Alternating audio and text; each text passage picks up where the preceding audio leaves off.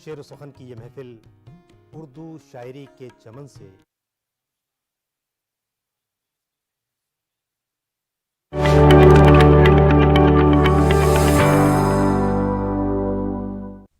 मेरे प्यारे देशवासियों, नमस्कार। आज देश के कई हिस्सों में सूर्य उपासना का महापर्व छठ मनाया जा रहा है।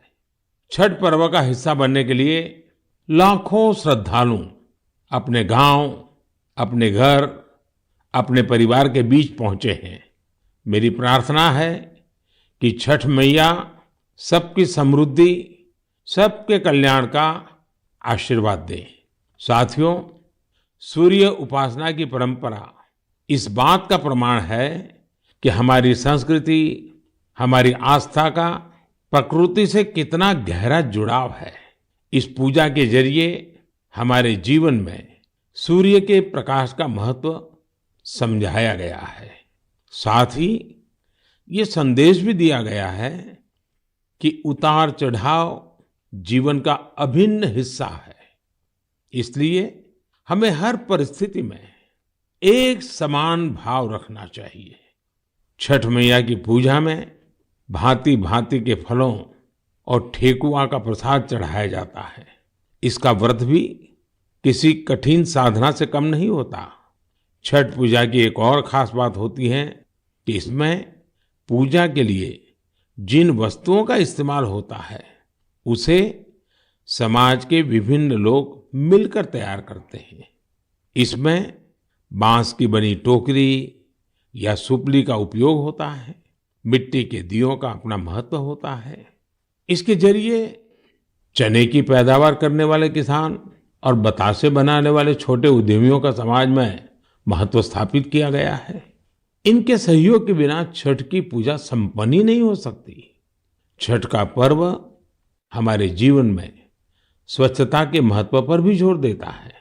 इस पर्व के आने पर सामुदायिक स्तर पर सड़क, नदी, घाट, पानी के विभिन्न स्रोत सबकी सफाई की जाती है। छठ का पर्व एक भारत श्रेष्ठ भारत का भी उदाहरण है।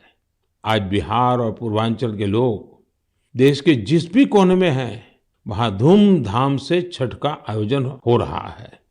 दिल्ली, मुंबई समेत महाराष्ट्र के अलग अलग जिलों और गुजरात के कई हिस्सों में छठ का बड़े पैमाने पर आयोजन होने लगा है। मुझे तो याद है, पहले गुजरात में उतनी छठ पूजा नहीं होती थी, लेकिन समय के साथ आज करीब करीब पूरे गुजरात में छठ पूजा के रंग नजर आने लगे हैं। ये देखकर मुझे भी बहुत खुशी होती है।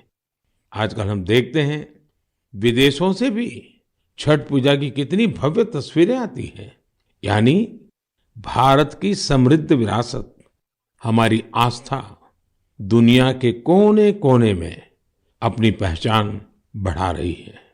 इस महापर्व में शामिल होने वाले हर आस्थावान को मेरी तरफ से बहुत बहुत शुभकामनाएं। मेरे प्यारे देशवासियों, अभी हमने पवित्र छठ पूजा की बात की, भगवान सूर्य की उपासना की बात की। तो क्यों न सूर्य उपासना के साथ साथ आज हम उनके वरदान की भी चर्चा करें। सूर्य देव का ये वरदान है सौर ऊर्जा, सोलर एनर्जी। आज एक ऐसा विषय है जिसमें पूरी दुनिया अपना भविष्य देख रही है। और भारत के लिए तो सूर्यदेव सदियों से उपासना ही नहीं, जीवन पद्धति के भी केंद्र में रह रहे हैं। भारत आज अपने पारंपरिक अनुभवों को आधुनिक विज्ञान से जोड़ रहा है। तभी आज हम सौर ऊर्जा से बिजली बनाने वाले सबसे बड़े देशों में शामिल हो गए हैं। सौर ऊर्जा से कैसे हमारे देश के गरीब और मध्यम वर्ग के जीवन में बदलाव आ रहा है, वो भी अध्ययन का विषय है। तमिलनाडु में कांचीपुरम में एक किसान है, थिरु के एजिलन। इन्होंने पीएम कुसुम योजना का लाभ लिया और अपने खेत में 10 हॉर्स पावर का सोलर पंप सेट लगवाया। अब उन्हें अपने खेत के लिए बिजली पर कुछ खर्च नहीं करना होता है। खेत में सिंचाई के लिए अब वो सरकार की बिजली सप्लाई पर निर्भर भी नहीं है। वैसे ही राजस्थान के भरतपुर में पीएम कुसुम योजना के एक और लाभार्थी किसान हैं कमल जी मीणा। कमल जी ने खेत में सोलर पंप लगाया, जिससे उनकी लागत कम हो गई है। लागत कम हुई तो आमदनी भी बढ़ गई। कमल जी सोलार बिजली से दूसरे कई छोटे उद्योगों को भी जोड़ रहे हैं। उनके इलाके में लकड़ी का काम है, गाय के गोबर से बनने वाले उत्पाद हैं, इनमें भी सोलर बिजली का इस्तेमाल हो रहा है। वो 10-12 लोगों को रोजगार भी दे रहे हैं। यानी कुसुम योजना से कमल जी ने जो शुरुआत की, उसकी महक कितने ही लोगों तक पहुंचने लगी है। साथियों, क्या आप कभी कल्पना कर सकते हैं कि आप महीने भर बिजली का उपयोग करें और आपका बिजली बिल आने के बजाय आपको बिजली के पैसे मिले? सौर ऊर्जा ने ये भी कर दिखाया है। आपने कुछ दिन पहले देश के पहले सूर्यग्राम गुजरात के मोढेरा की खूब चर्चा सुनी होगी। मोढेरा सूर्यग्राम के ज्यादातर घर सोलर पावर से बिजली पैदा करने लगे हैं। अब वहां के कई घरों में महीने के आखिर में बिजली का बिल नहीं आ रहा, बल्कि बिजली से कमाई का चेक आ रहा है। ये होता देख अब देश के बहुत से गांवों के लोग मुझे चिट्ठियां लिखकर कह रहे हैं कि उनके गांव को भी सूर्यग्राम में बदला जाए। यानी वो दिन दूर नहीं जब भारत में सूर्य ग्रामों का निर्माण बहुत बड़ा जन आंदोलन बनेगा। और इसकी शुरुआत मोढेरा गांव के लोग कर ही चुके हैं। आइए मन की बात के श्रोताओं को भी मोढेरा के लोगों से मिलवाते हैं। हमारे साथ इस समय फोन लाइन पर जुड़े हैं श्रीमान बिपिन भाई पटेल। बिपिन भाई नमस्ते। देखिए, अब तो मोढेरा पूरे देश के लिए एक मॉडल के रूप में चर्चा में आ गया है, लेकिन जब आपको अपने रिश्तेदार परिचित सब बातें पूछते होंगे तो आप उनको क्या बताते हैं? क्या फायदा हुआ? सर, लोग हमारे को पूछते हैं तो हम कहते हैं कि हमारे जो बीज बिल आता था, लाइट बिल, वो अभी 0 आ रहा है और कभी 70 रुपए आता है, पर लेकिन हमारे पूरे गांव में जो आर्थिक परिस्थिति है वो सुधर रही है। यानी एक प्रकार से पहले जो बिजली बिल की चिंता थी वो खत्म हो गई। हाँ सर, वो तो बात सही है सर। तो अभी तो कोई टेंशन नहीं पूरे गांव में। सब लोग को लग रहा है कि सर ने जो किया तो वो तो बहुत अच्छा किया है। वो खुश है सर, आनंदित हो रहे हैं सब। अब अपने घर में ही खुद ही बिजली का कारखाना के मालिक बन गए, खुद का अपना घर के छत पे बिजली बन रही है। हाँ, बात सही है सर। तो क्या ये बदलाव जो आया है उसकी गांव के लोगों पे क्या असर है? सर, वो पूरे गांव के लोग वो खेती कर रहे हैं, तो फिर मेरे को बिजली की जो झंझट थी तो उसमें मुक्ति हो गई है। बिजली का बिल तो भरना नहीं है, निश्चित हो गए है सर। मतलब बिजली का बिल भी गया और सुविधा बढ़ गई, झंझट भी गया सर। और सब जब आप यहाँ आए थे और तो 3D शो जो यहाँ उद्घाटन किया, तो इसके बाद तो मोढेरा गांव में 4 चांद लग गए सर। और वो जो सेक्रेटरी आए थे सर, जी जी, तो वो गांव फेमस हो गया सर। या यूएन के सेक्रेटरी जनरल, उनकी खुद की इच्छा थी, उन्होंने मुझे बड़ा आग्रह किया कि भाई इतना बड़ा काम किया है तो मैं वहां जाके देखना चाहता हूँ। चलिए बिपिन भाई, आपको और आपके गांव के सब लोगों को मेरी तरफ से बहुत बहुत शुभकामनाएं, और दुनिया आप में से प्रेरणा ले और ये सोलर एनर्जी का अभियान घर घर चले। ठीक है सर, हम लोगों को बताएंगे कि भाई सोलर लगवाओ, आपके पैसे से भी लगवाओ तो बहुत फायदा है। हाँ, लोगों को समझाइए। चलिए, बहुत बहुत शुभकामनाएं। धन्यवाद भैया। Thank you sir, thank you sir. मेरा जीवन धन्य हो गया आपसे बात करके। बिपिन भाई का बहुत बहुत धन्यवाद। आइए अब मोढेरा गांव में वर्षा बहन से भी बात करेंगे। हेलो, नमस्ते सर। नमस्ते नमस्ते। वर्षा बहन कैसी हैं आप? बहुत अच्छे सर, आप कैसे हैं? मैं बहुत ठीक हूँ। हम धन्य हो गए सर आपसे बात करके। अच्छा वर्षा बहन, हाँ, आप मोढेरा में, आप तो एक तो फौजी परिवार से हैं। फौजी परिवार से हूँ मैं, आर्मी एक्समैन की वाइफ बोल रही हूँ सर। तो पहले हिंदुस्तान में कहाँ कहाँ जाने का मौका मिला आपको? मुझे राजस्थान में मिला, गांधीनगर में मिला, कटरा का जो जम्मू है वहाँ पर मिला मौका, साथ में रहने का बहुत सुविधा वहाँ पर मिल रही थी सर। और ये फौज में होने के कारण आप हिंदी भी बढ़िया बोल रही हो। हाँ सीखा है सर। हाँ मुझे बताइए, मोढेरा में जो इतना बड़ा परिवर्तन आया, ये सोलर रूफटॉप प्लांट आपने लगवा दिया, जो शुरू में लोग कह रहे होंगे तब तो आपको मन में आया होगा ये क्या मतलब है, क्या कर रहे हैं, क्या होगा, ऐसे थोड़ी बिजली आती है, सब बातें हैं कि आपके मन में आई होगी। अब क्या अनुभव आ रहा है, इसका फायदा क्या हुआ है? बहुत सर, फायदा तो फायदा ही फायदा हुआ है सर। हमारे गांव में तो रोज दिवाली मनाई जाती है आपकी वजह से। 24 घंटे हमें बिजली मिल रही है, बिल तो आता ही नहीं है बिल्कुल। हमारे घर में हमें अन्य इलेक्ट्रिक सब चीजें घर में ला रखी है सर, सब यूज कर रहे हैं हम आपकी वजह से सर। बिल आता ही नहीं है तो हम फ्री माइंड से सब यूज कर सकते हैं ना। ये बात सही है, आपने बिजली का अधिकतम उपयोग करने के लिए भी मन बना लिया है। बना लिया सर, बना लिया।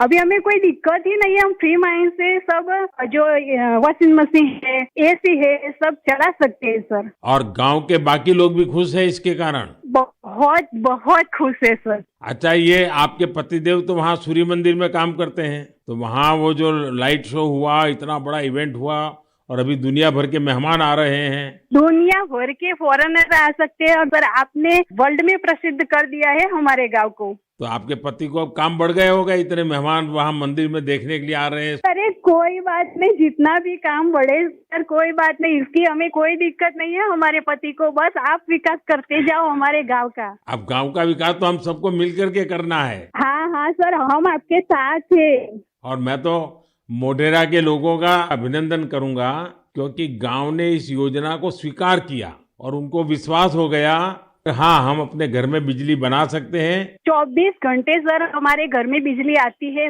और हम बहुत खुश हैं। चलिए, मेरी आपको बहुत शुभकामनाएं हैं। जो पैसे बचे हैं इसका बच्चों के भलाई के लिए उपयोग कीजिए। उन पैसों का उपयोग अच्छा हो ताकि आपका जीवन को फायदा हो। मेरी आपको बहुत शुभकामनाएं हैं और सब मोढेरा वालों को मेरे नमस्कार। साथियों, वर्षाबेन और विपिन भाई ने जो बताया है वो पूरे देश के लिए, गांवों शहरों के लिए एक प्रेरणा है। मोढेरा का ये अनुभव पूरे देश में दोहराया जा सकता है। सूर्य की शक्ति अब पैसे भी बचाएगी और आय भी बढ़ाएगी। जम्मू कश्मीर के श्रीनगर से एक साथी हैं मंजूर अहमद लईवाल। कश्मीर में सर्दियों के कारण बिजली का खर्च काफी होता है। इसी कारण मंजूर जी का बिजली का बिल भी 4,000 रुपये से ज्यादा आता था। लेकिन जब से मंजूर जी ने अपने घर पर सोलर रूफटॉप प्लांट लगवाया है, उनका खर्च आधे से भी कम हो गया है। ऐसे ही ओडिशा की एक बेटी कुन्नी देवरी सौर ऊर्जा को अपने साथ साथ दूसरी महिलाओं के रोजगार का माध्यम बना रही है। कुन्नी ओडिशा के केंदुझर जिले के करदापाल गांव में रहती है। वो आदिवासी महिलाओं को सोलर से चलने वाली रीलिंग मशीन पर सिल्क की कताई की ट्रेनिंग देती है। सोलर मशीन के कारण इन आदिवासी महिलाओं पर बिजली के बिल का बोझ नहीं पड़ता और उनकी आमदनी हो रही है। यही तो सूर्यदेव की सौर ऊर्जा का वरदान ही तो है। वरदान और प्रसाद तो जितना विस्तार हो उतना ही अच्छा होता है। इसलिए मेरी आप सबसे प्रार्थना है, आप भी इसमें जुड़े और दूसरों को भी जोड़े। मेरे प्यारे देशवासियों, अभी मैं आपसे सूरज की बातें कर रहा था। अब मेरा ध्यान स्पेस की तरफ जा रहा है। वो इसलिए क्योंकि हमारा देश सोलर सेक्टर के साथ ही स्पेस सेक्टर में भी कमाल कर रहा है। पूरी दुनिया आज भारत की उपलब्धियां देखकर हैरान है। इसलिए मैंने सोचा मन की बात के श्रोताओं को ये बताकर मैं उनकी भी खुशी बढ़ाऊं। साथियों, अब से कुछ दिन पहले आपने देखा होगा, भारत ने एक साथ 36 सैटेलाइट्स को अंतरिक्ष में स्थापित किया है। दिवाली से ठीक एक दिन पहले मिली ये सफलता एक प्रकार से ये हमारे युवाओं की तरफ से देश को एक स्पेशल दिवाली गिफ्ट है। इस लॉन्चिंग से कश्मीर से कन्याकुमारी और कच्छ से कोहिमा तक पूरे देश में डिजिटल कनेक्टिविटी को और मजबूती मिलेगी। इसकी मदद से बेहद दूर दराज के इलाके भी देश के बाकी हिस्सों से और आसानी से जुड़ जाएंगे।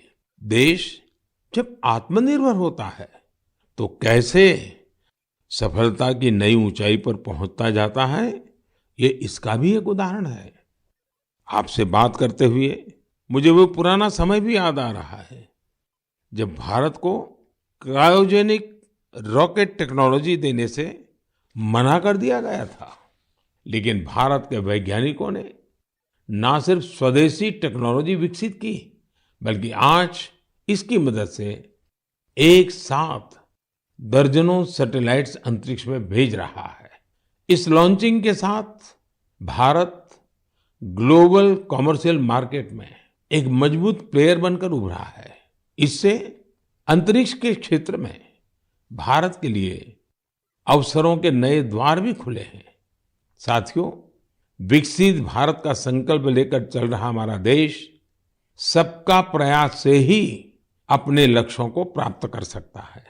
भारत में पहले स्पेस सेक्टर सरकारी व्यवस्थाओं के दायरे में ही सिमटा हुआ था। जब ये स्पेस सेक्टर भारत के युवाओं के लिए, भारत के प्राइवेट सेक्टर के लिए खोल दिया गया, तब से इसमें क्रांतिकारी परिवर्तन आने लगे हैं। भारतीय इंडस्ट्री और स्टार्टअप्स इस क्षेत्र में नए नए इनोवेशंस और नई नई टेक्नोलॉजी लाने में जुटे हैं। विशेषकर इन स्पेस के सहयोग से इस क्षेत्र में बड़ा बदलाव होने जा रहा है। इन स्पेस के जरिए गैर सरकारी कंपनियों को भी अपने पेलोड्स और सैटेलाइट लॉन्च करने की सुविधा मिल रही है। मैं अधिक से अधिक स्टार्टअप्स और इनोवेटर्स से आग्रह करूंगा कि वे स्पेस सेक्टर में भारत में बन रहे इन बड़े अवसरों का पूरा लाभ उठाएं।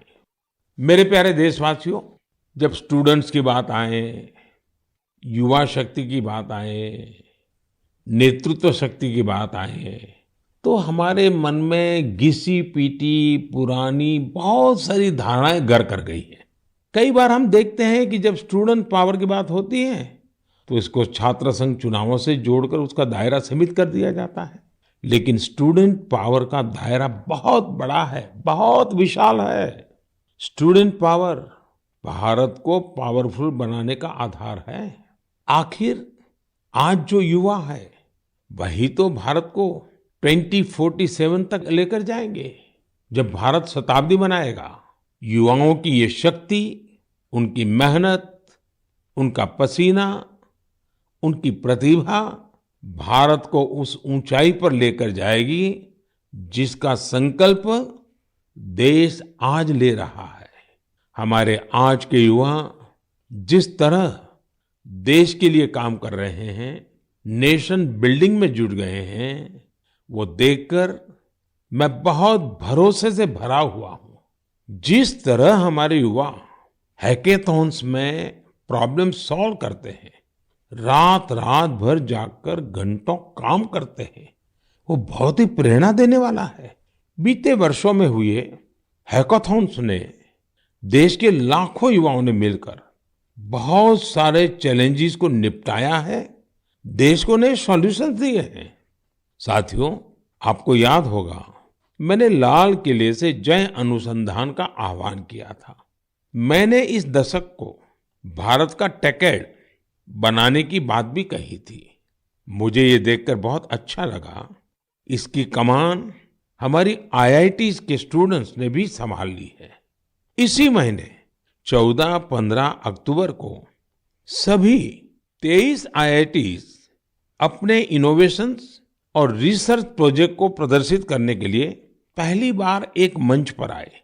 इस मेले में देश भर से चुनकर आए स्टूडेंट्स और रिसर्चर्स, उन्होंने 75 से अधिक बेहतरीन प्रोजेक्ट्स को प्रदर्शित किया। Health care, agriculture, robotics, semiconductors, 5G communications, ऐसी ढेर सारी थीम्स पर ये प्रोजेक्ट बनाए गए थे। वैसे तो ये सारे ही प्रोजेक्ट एक से बढ़कर एक थे, लेकिन मैं कुछ प्रोजेक्ट्स के बारे में आपका ध्यान आकर्षित करना चाहता हूँ। जैसे आईआईटी भुवनेश्वर की एक टीम ने नवजात शिशुओं के लिए पोर्टेबल वेंटिलेटर विकसित किया है। ये बैटरी से चलता है और इसका उपयोग दूर दराज के क्षेत्रों में आसानी से किया जा सकता है। ये उन बच्चों का जीवन बचाने में बहुत मददगार साबित हो सकता है जिनका जन्म तय समय से पहले हो जाता है। इलेक्ट्रिक मोबिलिटी हो, ड्रोन टेक्नोलॉजी हो, 5G हो, हमारे बहुत सारे छात्र इनसे जुड़ी नई टेक्नोलॉजी विकसित करने में जुटे हैं। कई सारी आईआईटीज मिलकर एक बहुभाषक प्रोजेक्ट पर भी काम कर रही है, जो स्थानीय भाषाओं को सीखने के तरीके को आसान बनाता है। ये प्रोजेक्ट नई राष्ट्रीय शिक्षा नीति को, उन लक्ष्यों को प्राप्ति में भी बहुत मदद करेगा। आपको ये जानकर भी अच्छा लगेगा कि आईआईटी मद्रास और आईआईटी कानपुर ने भारत के स्वदेशी 5G टेस्ट बेड को तैयार करने में अग्रणी भूमिका निभाई है। निश्चित रूप से यह एक शानदार शुरुआत है। मुझे आशा है कि आने वाले समय में इस तरह के कई और प्रयास देखने को मिलेंगे। मुझे यह भी उम्मीद है कि आईआईटी से प्रेरणा लेकर दूसरे इंस्टीट्यूशंस भी अनुसंधान एवं विकास से जुड़ी अपनी एक्टिविटीज में तेजी लाएंगे। मेरे प्यारे देशवासियों, पर्यावरण के प्रति संवेदनशीलता हमारे समाज के कण कण में समाहित है और इसे हम अपने चारों ओर महसूस कर सकते हैं। देश में ऐसे लोगों की कमी नहीं जो पर्यावरण की रक्षा के लिए अपना जीवन खपा देते हैं। कर्नाटका के बेंगलुरु में रहने वाले सुरेश कुमार जी से भी हम बहुत कुछ सीख सकते हैं। उनमें प्रकृति और पर्यावरण की रक्षा के लिए गजब का जुनून है। 20 साल पहले उन्होंने शहर के सहकार नगर के एक जंगल को फिर से हरा भरा करने का बीड़ा उठाया था। ये काम मुश्किलों से भरा था, लेकिन 20 साल पहले लगाए गए वो पौधे आज 40-40 फीट ऊंचे विशालकाय पेड़ बन चुके हैं। अब इनकी सुंदरता हर किसी का मन मोह लेती है। इससे वहां रहने वाले लोगों को भी बड़े गर्व की अनुभूति होती है। सुरेश कुमार जी और एक अद्भुत काम भी करते हैं। उन्होंने कन्नड़ा भाषा और संस्कृति को बढ़ावा देने के लिए सहकार नगर में एक बस शेल्टर भी बनाया है। वो सैकड़ों लोगों को कन्नड़ा में लिखी ब्रास प्लेट्स भी भेंट कर चुके हैं। इकोलॉजी और कल्चर दोनों साथ साथ आगे बढ़े और फले फूले। सोचिए, ये कितनी बड़ी बात है। साथियों, आज इको फ्रेंडली लिविंग और इको फ्रेंडली प्रोडक्ट्स को लेकर लोगों में पहले से कहीं अधिक जागरूकता दिख रही है।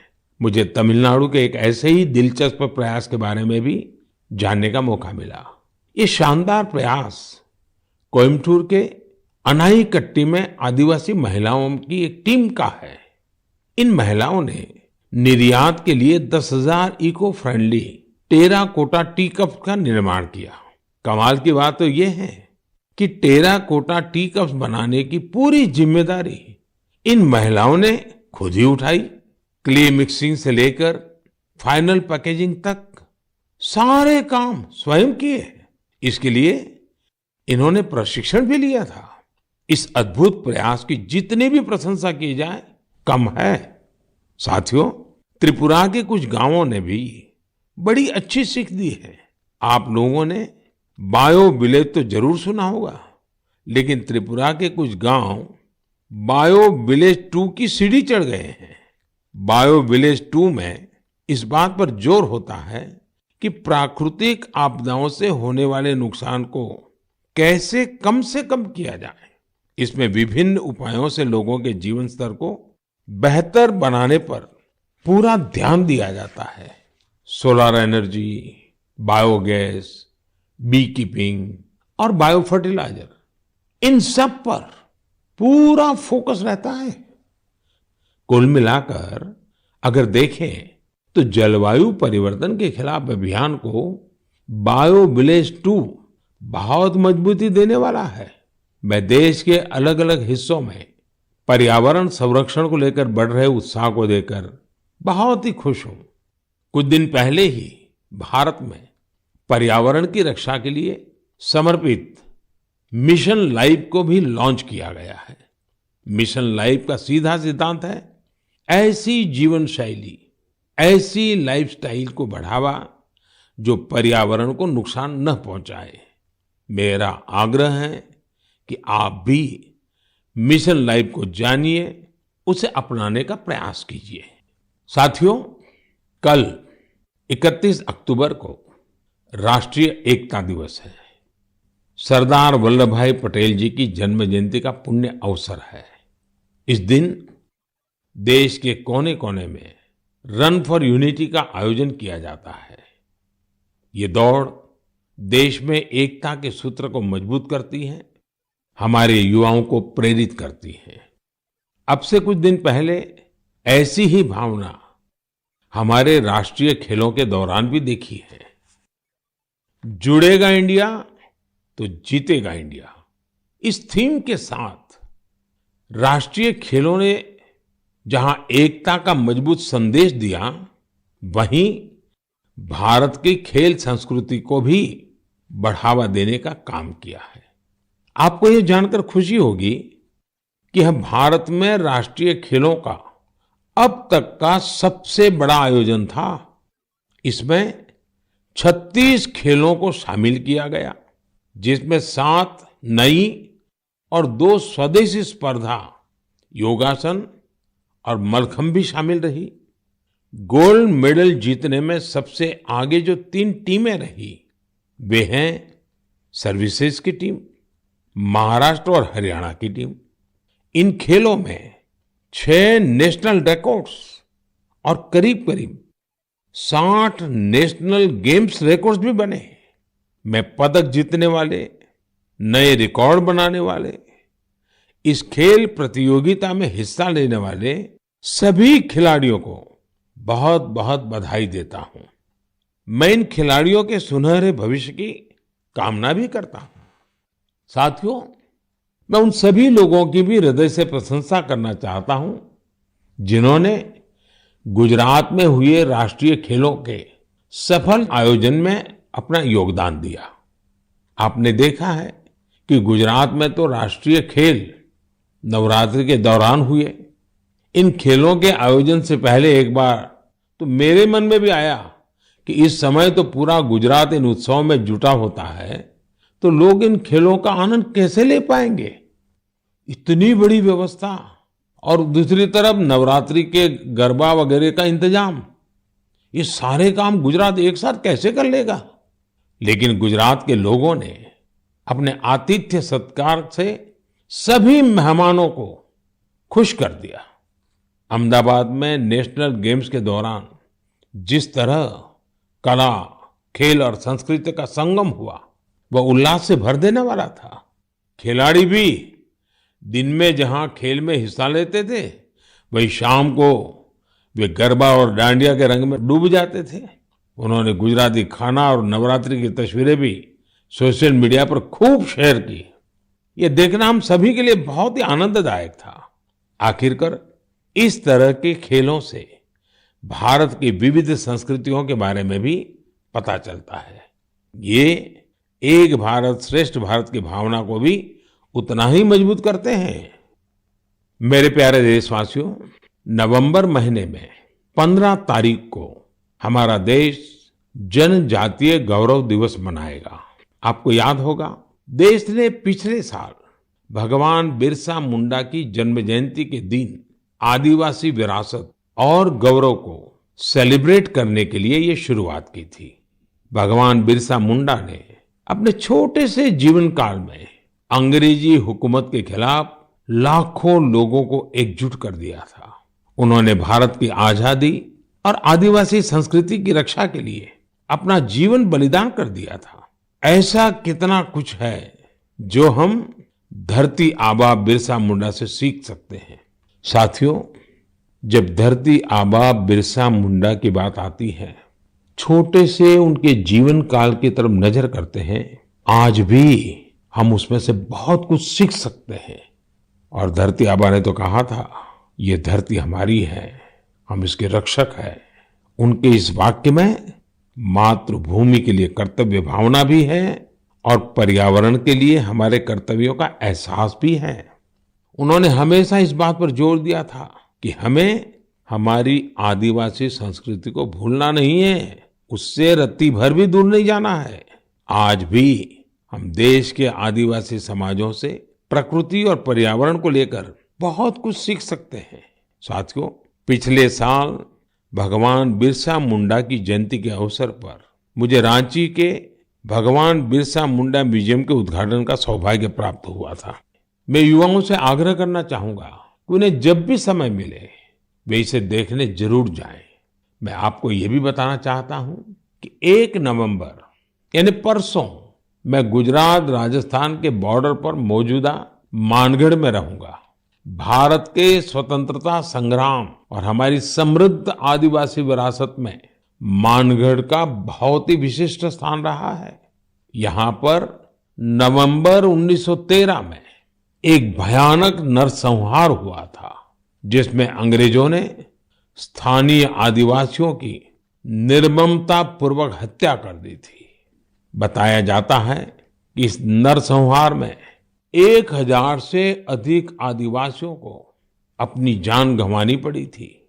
इस जनजातीय आंदोलन का नेतृत्व गोविंद गुरु जी ने किया था, जिनका जीवन हर किसी को प्रेरित करने वाला है।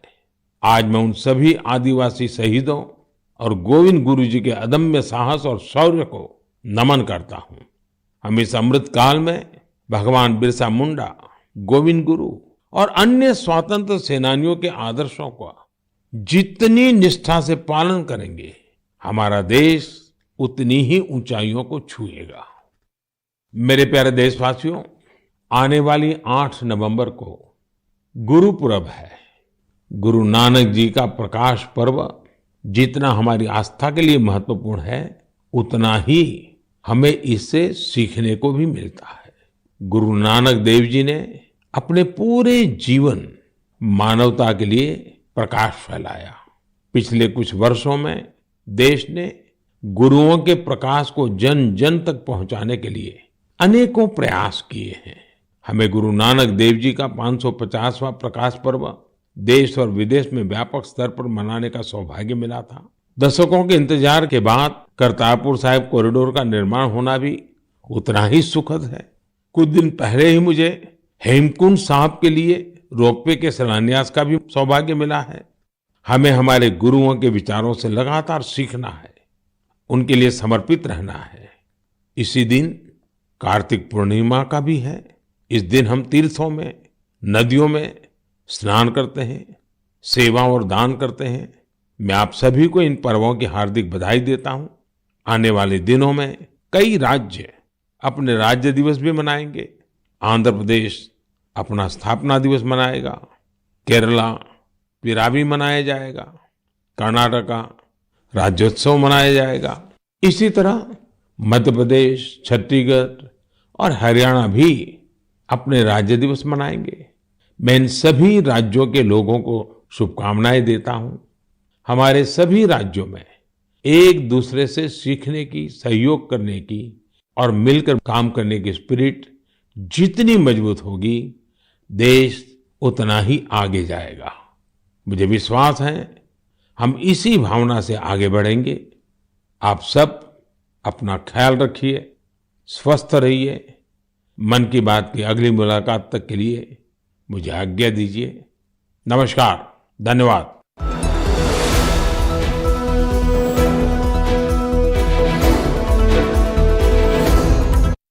आकाशवाणी और दूरदर्शन की हनीमून के लिए कहाँ जाना है?